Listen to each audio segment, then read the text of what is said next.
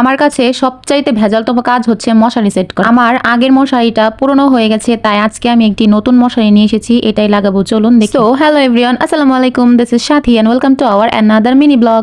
মশারি লাগানো যেমন ভেজাল, তেমন মশারির নিচে থাকাও কষ্টদায়ক। আমি মশারির নিচে কখনোই থাকতে পারতাম না, আমার কাছে দম বন্ধ লাগতো। আর এখন দিব্যি মশারির নিচে ঘুমাচ্ছি, কেন জানেন? এই যে এই দুষ্টু মিষ্টি পাখিটার জন্য। আমার দুষ্টু বুড়িটা, আমার মেয়ে সাউদা, ও পৃথিবীতে আসার পর থেকে আমি মশারি ইউজ করি, কারণ ছোট বাচ্চাদের কয়েল ইউজ করলে কয়েলের ধোঁয়ায় শ্বাসকষ্ট হয়। ছোট বাচ্চাদের জন্য মশারি সেফ, শুধু মশার জন্যই নয়, ঘরে অনেক রকমের পোকামাকড় থাকে, ওই দিক থেকেও সেফ লাগে। আমি বুঝমান হওয়ার পর থেকেই মশারির নিচে ঘুমোতে পারতাম না, আমার দম বন্ধ লাগতো, বিরক্তিকর লাগতো। কিন্তু এখন আমার এই মিষ্টি পাখিটার সাথে ঘুমোতে ঘুমোতে আমি অভ্যস্ত হয়ে গেছি, এখন মশারি ছাড়া আমার ঘুমই আসে না। এমন অনেক কাজই রয়েছে যা আগে ভালো লাগতো না, কিন্তু এখন খুব ভালো লাগে। এই কথাটা শুধু তারাই বুঝবে যাদের ঘরে আমার মেয়ের মতো একটি দুষ্টু মিষ্টি পাখি রয়েছে। তো মশারি লাগানোর ডান। আল্লাহ হাফেজ এন্ড টাটা, বাই বাই।